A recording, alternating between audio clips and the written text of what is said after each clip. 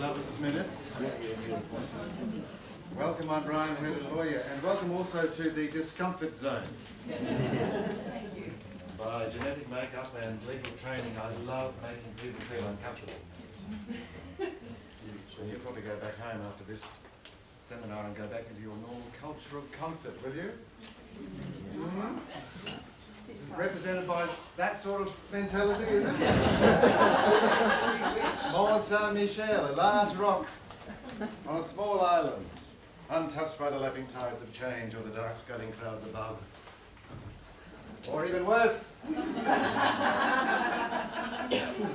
a rampant avoidance mentality of the realities of life and not-for-profit. Or even this, back to the detail, back to the daily detail. No big picture stuff anymore, that's only for conferences, isn't it? Once a year, big picture stuff. Now we go back to detail. Or even this organisation.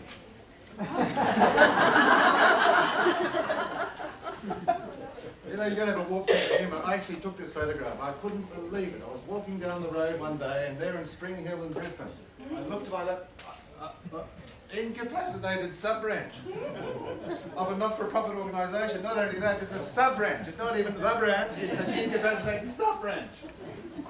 Self-esteem issue. So, let's get out of that culture of comfort into the culture of discomfort. And no squawking, no following the leader. This is what we're going to do. We're going to talk about meetings and memories. You know the song Memories? Could you give us a small rendition? No? Thanks, Brian. That's okay. Memories. So we're talking about the power of meetings, agendas, the law of minutes. There's a law about minutes. The role of minutes, the good and the bad, you would not believe. You would, would you? What people put in minutes, it's just amazing.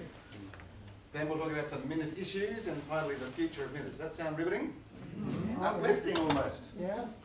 An hour of minutes. Meetings and memory. What is memory? It's encoding, storing and repeating information. Pretty basic. It has problems. Have you noticed that? Looking around the audience, I think you've all got a problem.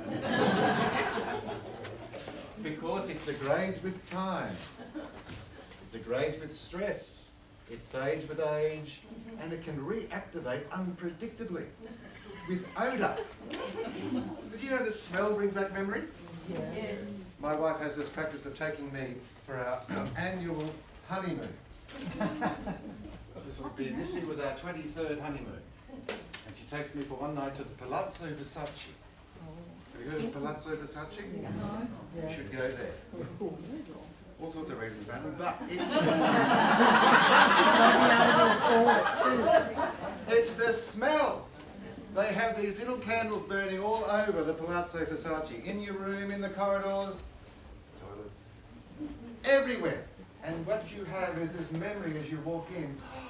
Oh, it's the Palazzo Versace. I'm back home again. It brings back memories of the previous 22 occasions that I've been in. Fantastic. Memory is really unusual like that. So, think about having burning candles, scented candles in your next course. Yes, madam? Speaking of memory, your slide sounds really about Not. I jest. For a reasonable fee, they will be available. No, that will be available. So, memory is very unpredictable, very unreliable. Meetings and memory. Did you know that collective memory is not as good as individual memory? Known scientific fact. A collection of human beings can't remember as much as one human being. Because when you're in a collective of people, such as a board meeting, there are a few free riders. You've heard of free riders? They're just free riders. They're only there for the sandwiches. You know those ones, I love them. I used to be on the board, but they bring them in these big silver oblong trays. And they squash all the sandwiches on and they cover it with cling film. And they always put the egg and lettuce ones on top. And they all get squashed underneath the cling film. You just can't wait to put your hands on those sandwiches. They're free riders. They're there for the food, nothing else. Meeting loafing. They loaf during meetings. They're there because they might get paid to be there, and that's all that we're there for. It's not a privilege, just to get paid. And there's a collaborative inhibition in that collection of human beings. There is. If this was a meeting of the board, God almighty, that's a big board, isn't it? A lot of you won't say anything, not a thing, because you'll be collectively inhibited because there are so many other people. I'm going to come to a theory shortly. The bigger the board, the dumber it is. Isn't it amazing? Have you heard about the nature of people in an audience? There are 3 types of people now in an audience. No. Yes? Those people sit in the front row. They're here because they're hungry and salivating for knowledge and information. People like you, you're writing notes, haven't said anything yet. People in the second row, they're here because, well, I might as well come to that lawyer one, or don't know to do something. All the people sit down and stand down the back of the audience. You know what I'm told they do? They sit there the whole time and think about nothing but sex. You should have an item on the board agenda called sexual thoughts. Don't take any minutes. I've written down the back. The inadequacies of collective memory. Daddy, as my daughter says, groups are unable to recall previously made decisions without the aid of Is that right? Is that a Is that a moment? It's your ears. The power of meetings. Here we go. The larger the meeting, the dumber it is. Remember when Hitler spoke to the crowds at Nuremberg? Thousands and thousands of people arrayed in front of him as he prorogued. Now, do you reckon there were any dissenters in the audience? Anyone who put their hand up and said, "Oh, excuse me, Adolf." So there was mass hysteria because it was a really big audience. Really big audience. So compare that public rally with the private meeting. The smaller the meeting, the smarter it is. That's why boards have got 27 members on it. It's a dumb board. Anyone on a 27 board? The smaller the board, the smarter it is. Because the bigger the board, the more types of people you have. Have you got any of these sort of people on your board? Garrulous idiots. They never shut up. They just keep talking. They say the obvious and they just won't shut up. They've got to talk. See, they've got to talk. Silent geniuses. You got one of them? They only say one thing in the meeting. One thing. It's really, really, really intelligent and probing and insightful. You got some of them? Mm-hmm. What about polarisers? You got any of them? People who polarise the board? Goodies, try to. Goodies and baddies, saints and sinners, pawns and halo type people. You got them? See, the bigger the board, see, I've got 1, 2, 3 already. Referees, you know, those fair-minded type people. Come into board, oh no, Bob, oh Bill, no, come on, those sort of people, referees on boards, they're useless. They're fair-minders. Or me tooers, you got any me tooers? Huh? No one ever puts their hand up when I say me tooers. The foolishness fearer. Oh, I don't think I should. If I say no, shouldn't no. The fear of being foolish stops a lot of people from talking. You know that? It does. It really stops them. It's really sad. I say, go foolishness. Speak. Brinkmanshippers, disdainers, and Epicureans. They come for the food, that's right. All they do is they sit there and go, break it, just those food, that's all they want. So the bigger the board, the dumber it is. Now this is all getting on to the point of minutes, I can tell you. The power of meetings. A good meeting is about talking to discover collective wisdom, making decisions and solving problems. Pretty simple concepts. Pretty simple concepts. But are you really conscious of that when you go to a meeting? We're here to discuss, to make decisions and to solve problems. And that philosophy is the moving force for minutes. The generic basis of preparation of minutes. It's a record, the minute of discoveries, decisions and solutions. Do your minutes say that? Do they discover, decide and solve? Is that what they do? The parents of minutes. The agenda. Minutes are the progeny of the agenda, aren't they? The agenda is mum and dad. Progeny is the minutes of that coming together. A good agenda means good minutes. not minutiae. And you'll come shortly to a very interesting examples of the extraordinary minutiae that some organisations go into in terms of their minutes. They go on for pages and pages. That's because they tape record their meetings. And then the secretary duty goes away and transcribes the whole recording of the whole meeting. Question and answer, question, it's amazing. It goes on and on and on. So you can imagine I've got a few slides today, just a few, because I'm going to reproduce all that conversation. Does your agenda reflect your governance role? Does it show that you're governing, not managing? Because your agenda, that's the sign, that's the signal. What's on that agenda as a reflection of either that or that? And we'll come to some really interesting examples of the fuzziness on that in some organisations when it comes to the agenda shortly. Does it show your strategy, compliance, review and policy making ethos as a board or not? Basic agenda. That's what it looks like, a very basic. You might have a different one to that. You might have something a bit more sophisticated than that, but that's a really good basis to start with the parent of your meeting. Those sorts of issues are really just very basic agenda items. And you notice this one over here, action? Action. You can actually get people to say, I agree to do something over here, and you insert it in there so you've got a record of it. Really important. Minutes. This is where people start to feel uncomfortable. Shifting in the chair. They're very comfortable chairs too, aren't they? Lovely orange plastic chairs.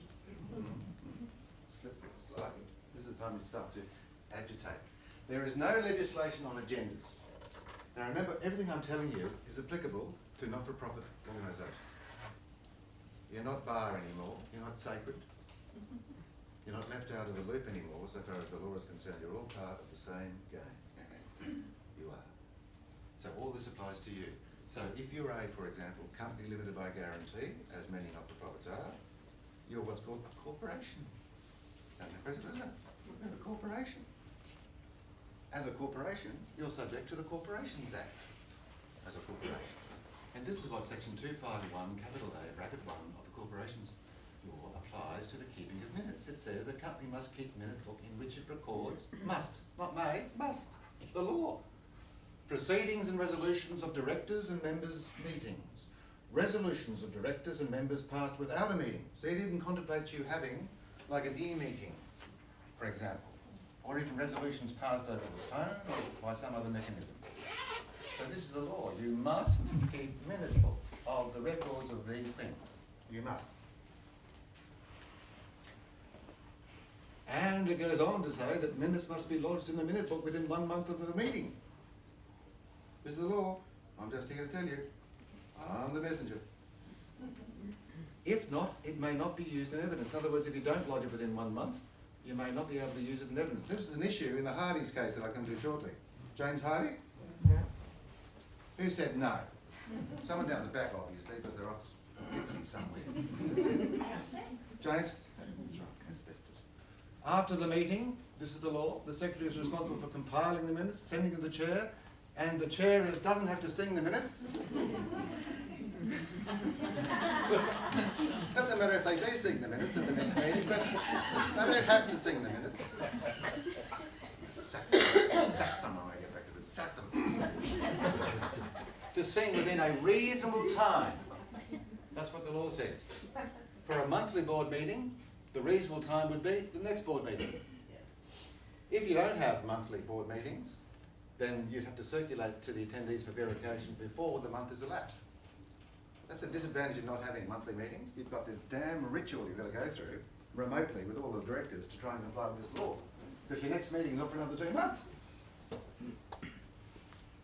at the eyes opening.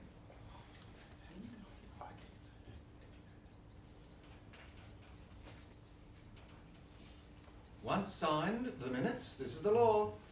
Only clerical errors can be amended. Corrections to the minutes must be part of a future meeting. You must keep them safely and indefinitely. Not for a limited period of time, indefinitely. You know, under the Aged Care Act, you've got to keep records for certain. Yes, madam. Once they're signed, can they be kept digitally? Yes. Scan them Yes, they can be kept digitally. rather than in a book? They can, as long as they can be printed in hard copy. This is the trouble with PowerPoints. It's like those PowerPoints that slide across one after the other, so you can't get people like her. I'm not thinking about sex. So it must be able to be reproduced in printed form. Falsification is a criminal offence. What are the rights to the minutes? Members of an organisation can inspect the minutes of the general meetings but not of directors' meetings. Do you have to sign each page or just the record of the minutes? Just the end of the minutes as a regular meeting. So, what about minutes as evidence in the law?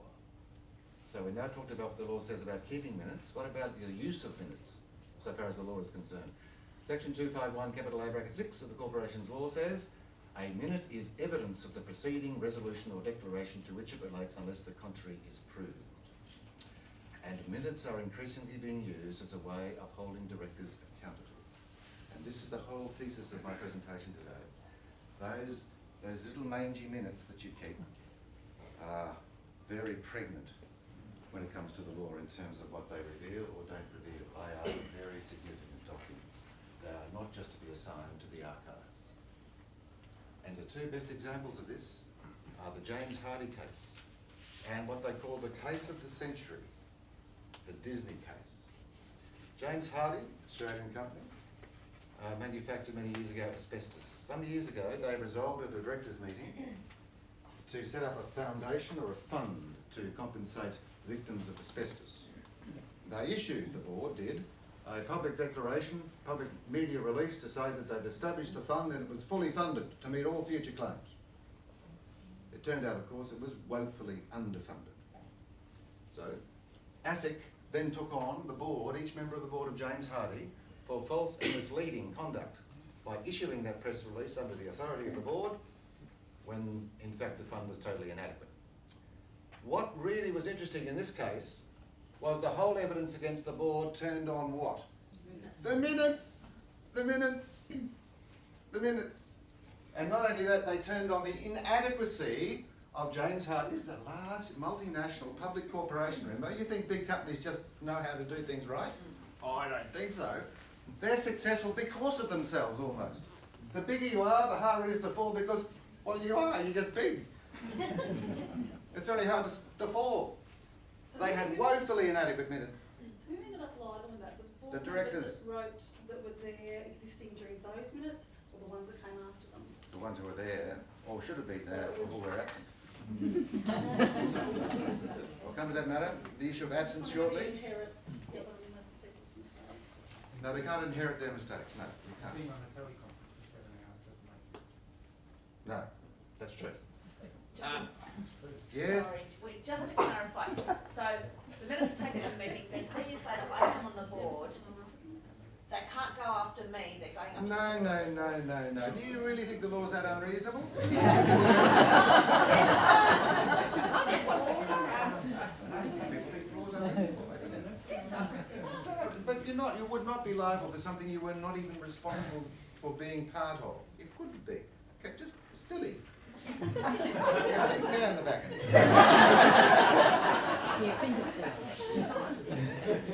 Anyway, what it revealed was two things. One is that James Hardie didn't comply with that section. In other words, it didn't do their minutes within 1 month of the meeting. Consequence of that was that the minutes couldn't be used as irrevocable evidence of what happened at that meeting. See the power of that 1 month? Power is, if you do it within 1 month, it's evidence. If you don't, it may not be. So the reality is they had that first problem. Is that encouraging people to do time? What do you mean? Well, not to watch their minutes in time or not to keep things in minutes because it might be relevant against them later Oh, on? I don't think so. I don't think we did. No, that's very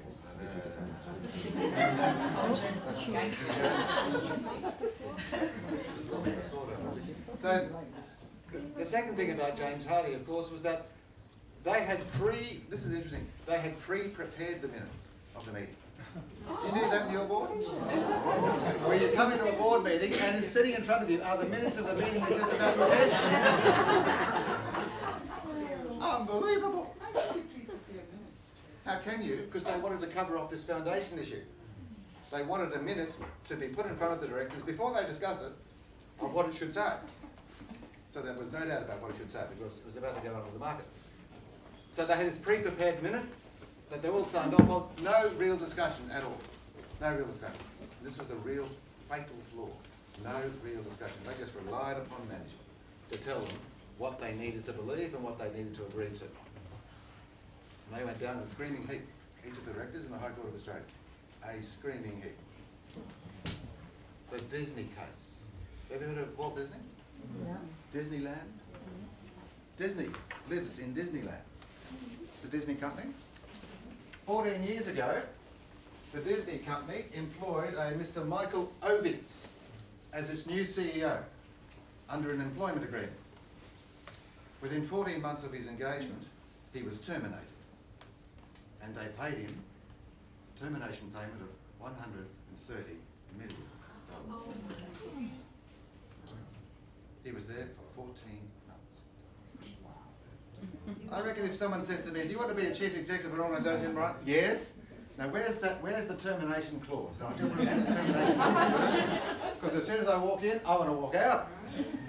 He must have thought that. I'm on a winner here. I'll stay a little while just to be respectable, like 14 months, and then I'll get $130 million when I walk out after 14 months. The case, the litigation over it went for 10 years, because you imagine the shareholders of Disney were outraged.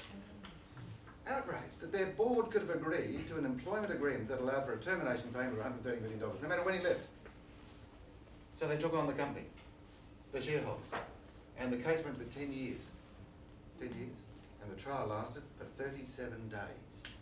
You imagine the lawyers' costs?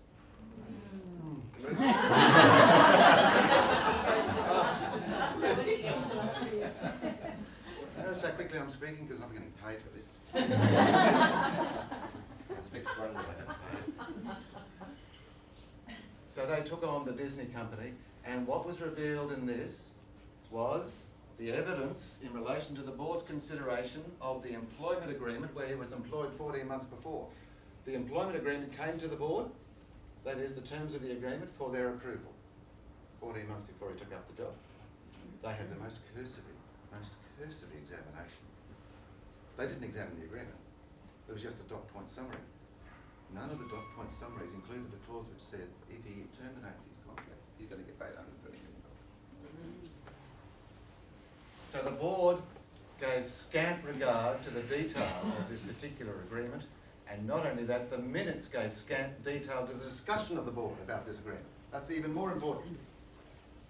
This is the employment of the CEO of a very large corporation with massive implications in terms of any termination. So this law, as I said before, applies to you, NFP corporations. The Disney case, James Hardie, and all the other provisions of the Corporation Law. You are not immune. Does that include incorporated not-for-profits as well as limited by guarantee? No, only under the Corporations Law. If you're a company, if you're a incorporated association, you're governed by, in your own state, I imagine, an Associations Incorporation Act.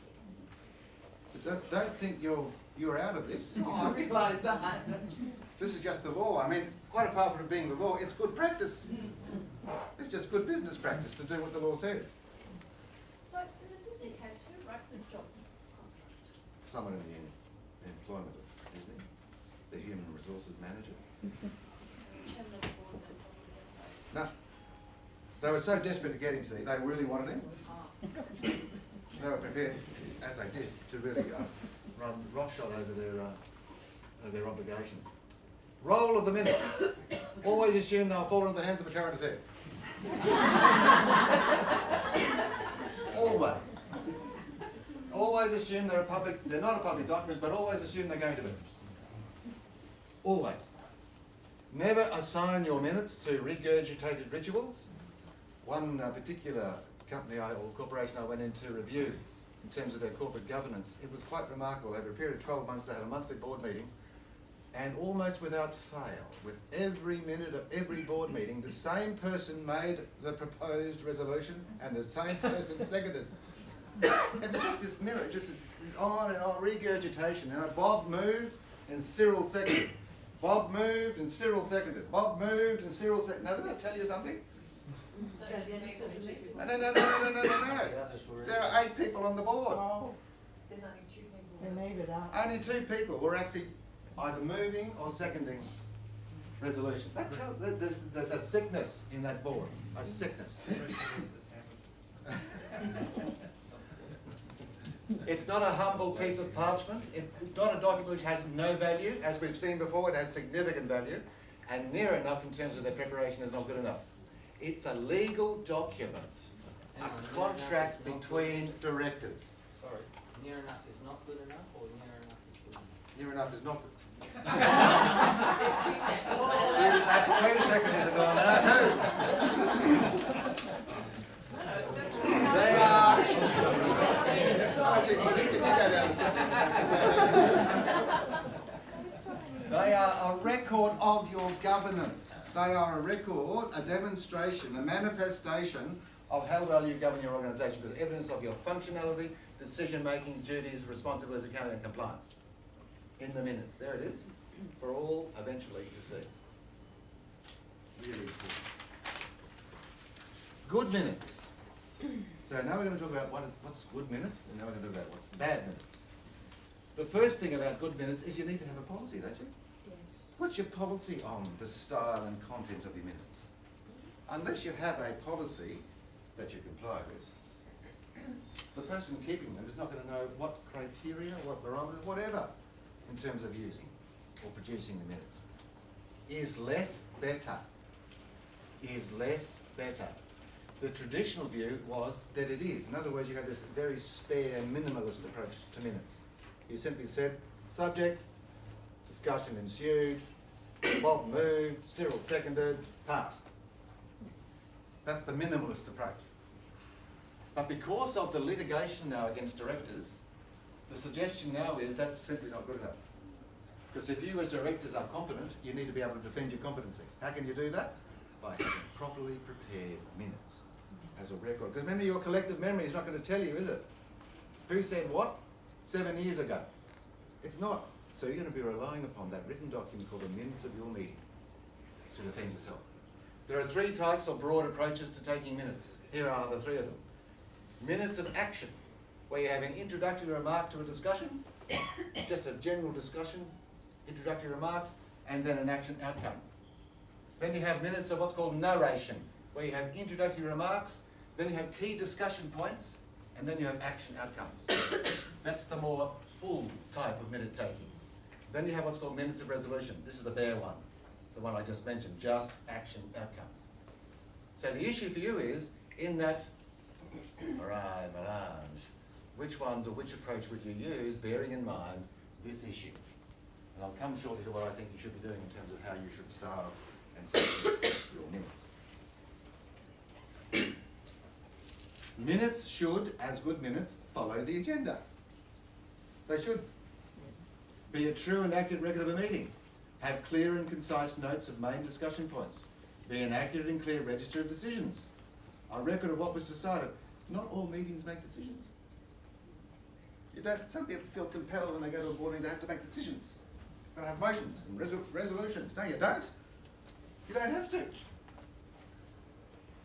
And you can still feel not guilty when you eat the sandwiches, even though you haven't passed a motion. Record any independent advice received or any additional information tabled at the meeting. That can be really important, especially if you're relying upon that to make decisions. Note who is responsible for actions and by when. Very important. Not be a job for amateurs. Be written in the third person. And they definitely have to be dull. I love a good dull minute. They've got to be dull. You can't have, expletive deleters riddle through the minutes. It's got to be an objective record of what was said and the decisions. No adjectives. I like adjectives, I do, because they bring words to life, or people to life, or events to life. But please don't bring your minutes to life. Make them dull. You can have an interesting meeting, please have an interesting meeting, make it interesting. But the conversion of the interest in the meeting has to be into dull when it comes to minutes. Remember current affair? In they come with the cameras one day to your aged care facility. Say, we've got a copy of your minutes from your last board meeting. Where'd you get them from? Never you mind. It says, not only have you defamed someone in the minutes, because people do that in minutes, they defame people, you know that? You wouldn't believe it, would you? What people put in minutes, it's just amazing. It's an ego thing, see? They've got to be saying, oh, I said this and I want to record it. You know that sort of A-type personality? Always drive on the right-hand side of the road, stop signs are for other people, sleep is a nuisance and death a temporary interlude. You got one of those people on your board as well? So make them dull. Bad minutes. Have you got 5 frogs minutes? You know the old story about the 5 frogs? 5 frogs sitting on a log. One decides to jump off. How many frogs are left? 4. 5. Because one only decided to jump off. He didn't actually have to jump off. That's what so many minutes of board meetings are like. Oh, we make all these decisions, but what about the action? Who's going to do it? So I see these sorts of things recorded in minutes, these sort of introduction comments. This is sort of the referee type chair. It would be great if, this is in the minutes, someone should, or they, you don't know they, have you seen how many theys there are out there? They should do something. This is it, they record it in the minutes. Or do we all agree to? Or can you try to? Now remember, I've got these in quotes, that's because I've extracted these from NFP board minutes. This is the action item, apparently, in their minutes. Try and also exclude opinions and judgments. Saying things like the CEO presented an excellent report. And the next day, what do you do with the CEO? You sack him! For $140 million.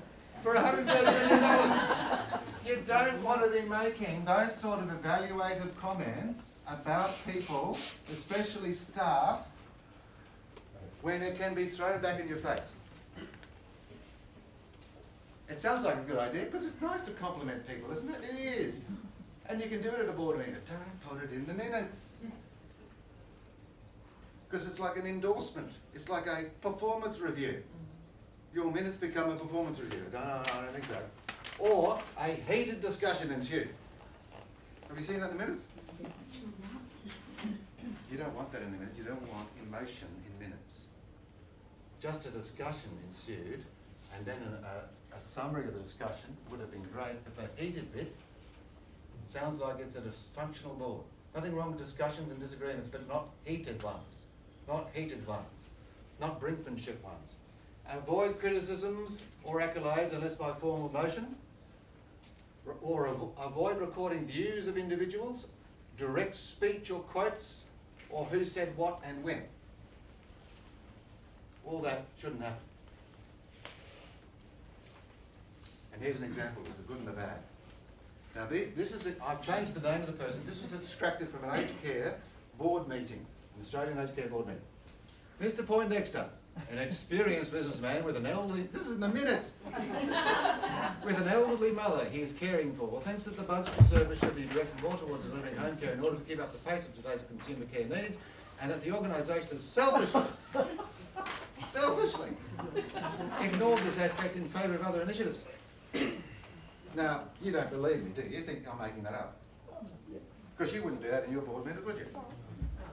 Shouldn't that have been a disclosure of content? It's in the minutes. Instead, what they could have said is this, couldn't they? It was suggested that the budgetary surplus should be directed more towards home care in order to meet the care needs of consumers. So it's in the third person, it's unemotional, it's not heated, it's not a value judgment, it's not a personal commentary, it's not saying anything about his personal life, such as I've got an elderly mother. What's the relevance of that? See, the good, the bad. Now let's get to the ugly. You looking forward to that? You ready? Pursuant to the agreement, Mr. Wendt received a cash payment of $45 million at signing, which amount was partial compensation for benefits he was forfeiting from a prior employer. Now, that was extracted from the minutes of a meeting of the directors of Conseco. It's a huge multinational US corporation. So here is a minute, a little line, one little line, 3 lines in the board of directors of a very large corporation saying that when they engage Mr. Wendt to be the CEO, they're going to pay him $45 million in partial, not complete, partial compensation. What else did he get? For benefits he was fought for prior employers. So, issue. Well, why would you pay him $45 million just to move from one organisation, just a changeover, just to walk across the road? $45 million. Was there any evidence in the minutes of any discussion about this? Any reliance upon any independent report or analysis or spreadsheet? Nothing. This was it. So guess what? When the shareholders found out, they were hot to trot. Hot to trot. And the biggest argument and the best evidence against this board was this little 3-line minute. That's it. They were all found negligent by Pennsylvania Supreme Court. Did Mr. Webb get his 45 mil? He did. And more. He did, because it was the agreement. They couldn't impugn the agreement. More bad minutes. This is an item from an aged care organisation in a small rural town. How about anyone from a small rural town? Hope it's not yours, madam. Here is the item, this is in the minutes. Here is the item in the minutes, meals. So meeting item, meals. Chair, this is quoting, this is in the minutes. One of the issues that came up by Ray Bronwyn, who's the CEO, is that when you step in as a chef, if you like, the residents really enjoy the meals. I'm reading from the minutes here, I'm reading the minutes. Bronwyn, I haven't done that for a while. Chair, perhaps the general cooks need a bit of tutoring from you. Bronwyn, I think that is to do with the flavour and overall I don't have any issue. And on and on and on and on. It goes on for pages. Oh, no. About meals and Bronwyn chipping in as a chef, not just the CEO. Anyone got a CEO/chef in your organisation? Amazing! It just, I got so tired of it. I always say, Bronwyn, just do it.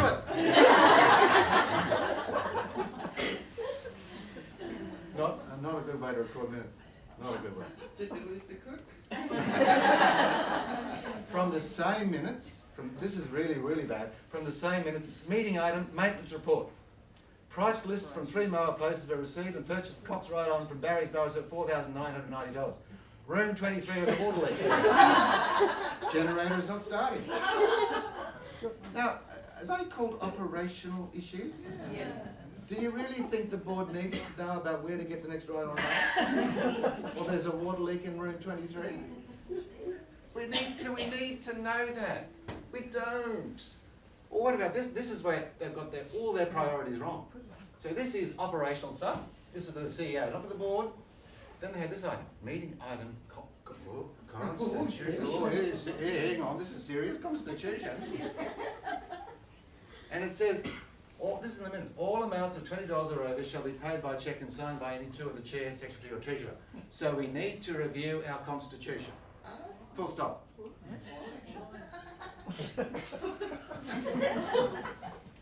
Right. So now, right. It just stops there. And then they go on to meeting and correspondence. And they get a letter about a wages audit from the Fair Work, and this is the one line of all the important items you would have thought that this board would have to address at this meeting. A letter, a Fair Work Ombudsman wages audit letter might engender a bit of discussion. But what engenders the discussion is right on Mowers. But one item is just a record of what has happened as opposed to any discussion about it. So the CEO hasn't piped in and said, oh look, we don't think we're going to have a problem. Those sort of comments you'd expect to see, wouldn't you? But no, it's just an event. A piece of paper came in with a stamp on it. It's mind-blowing. I can't conceive how this organisation survived. I just can't conceive. But it does. This is the minute of a board meeting of a healthy lifestyle organisation in the USA. Item, membership of board of directors. It was discussed that, as advocates for a healthy lifestyle, the board members should be seen as good examples of such a lifestyle. It was resolved that a motion be put to the next general meeting of the organisation that a qualification for all board members to be or remain a board member not to have a body mass index.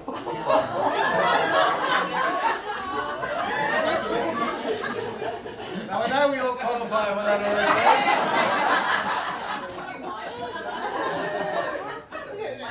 Will you put that in your minutes if you're a healthy lifestyle organisation? Would you even contemplate having that sort of motion? We must be seen to be what we... Do they have discrimination over there? Sorry? Do they have discrimination? They do. But they have exemptions for discrimination. In a minute. It's in a minute. You know, when you read something, you go, oh, what? What? And I'd love to know what happened to that motion. Not to mention what the board looks like now. Because remember, this is an American organisation. You know, the World Centre of Obesity and Bariatric Problems.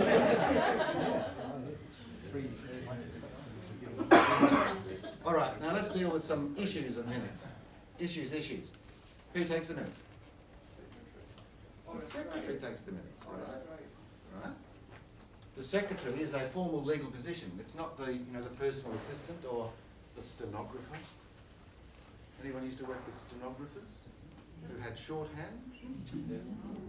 It's amazing, if you have someone in your organisation who does shorthand, they are a great minute taker. They really are.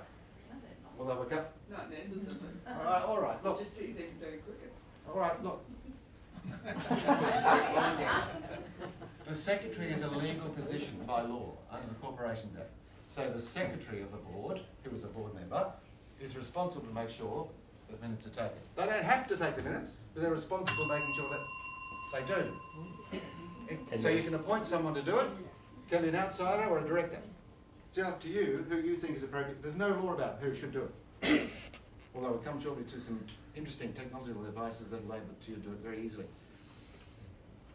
Should reasons for decisions be recorded? Two schools of thought in the minutes. Recording of general discussion is sufficient. Second school of thought. Accountability and due diligence requires summary of reasons.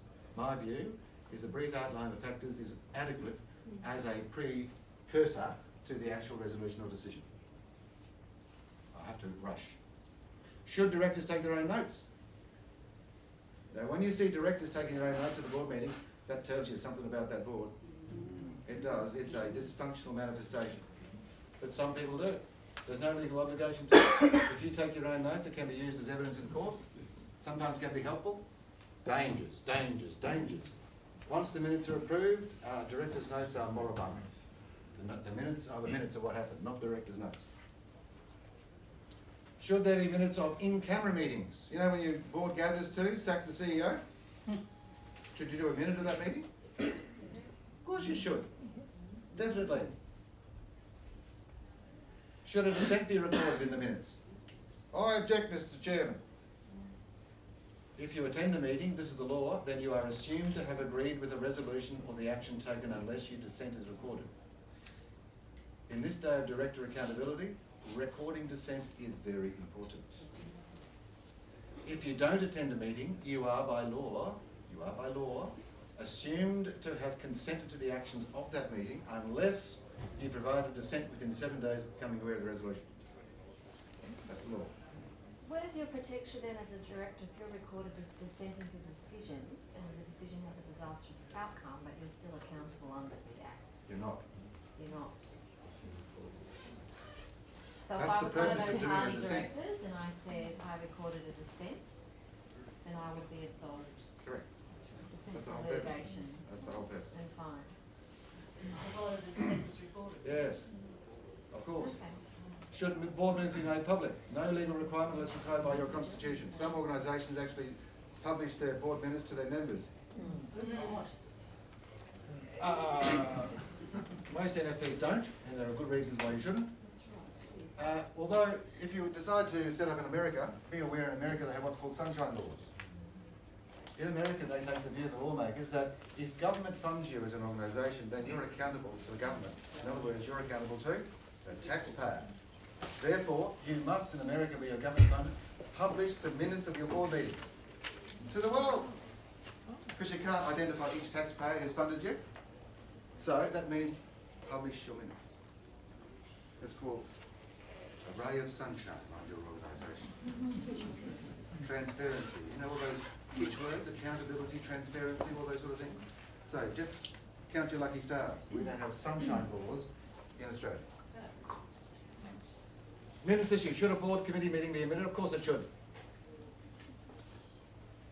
The future of minutes, what minutes tells us, board policy, technology and ACNC. What do minutes tell us? This is from my vast experience with NFPs and boards. They tell me the quality of governance, the quality of members' contributions to the board, and they tell me the awareness of the board's obligations. Minutes that are a morass of minutiae, such as the conversation about the chef, is a struggling organisation with no strategic focus. Organisations that have a contemporary and considered policy on agenda setting and minute taking are successful. There is a connect. There is a connect. This is my experience. Policy on minutes. The law treats minutes very seriously now. They are evidence of the functioning of a board. They are used to assess directors' liability. Less is more may longer be appropriate. Summarising discussions, giving beef to the minutes is a new trend. Encapsulates what's called the business judgment rule. How can you demonstrate as a director you've used this business judgment rule, which is the basis of how they assess the decision making you have in a board? The minutes are the record. Technology. Changing how boards operate, who sits on boards, the how, using Skype for board meetings. Who uses Skype for board meetings? Yes. Paperless board, iPads for directors. Now you can actually get, I read the other day and I'll tell you about this, you can get what's called a minute mask. Have you heard of the minute mask? Fascinating. It's a special mask device that fits snugly over your mouth. Containing a specially designed microphone. One can compile the minutes in real time when the mask feed, that is your voice, is fed through a speech recognition engine. Unbelievable. No typing, merely editing is required. The mask acts like a mini sound booth that excludes extraneous noise and mutes your voice as well. Who wants a minute mask? When's your birthday? Who wants a minute mask? What a great idea! Minute masks. Have a look in your local. Where would you find a minute mask? Harvey Norman. Finally, the ACNC. On the 1st of July, the new governance standards came in. You must comply to ensure that you continue to register and be registered with the ACNC. Failure to comply with the government standards could result in you being deregistered, a disaster. 5 standards, there they are. They're in force now. Those 5, you'll hear about them more in detail tomorrow. What's the impact of these standards on your minutes? Governance standard number 5. Organisation must ensure its responsible entities. You're not actually called human beings in this legislation. You're called responsible entities. How does it feel like to be an entity? So you're a responsible entity, also known as a director, must comply with their duties. Act with care, good faith, not misuse, disclose, manage, not operate. What is the best evidence of whether you're doing this? The minutes. The collective memory recorded in a document called the minutes. The price of good governance is eternal vigilance and great minutes. Thank you for your time.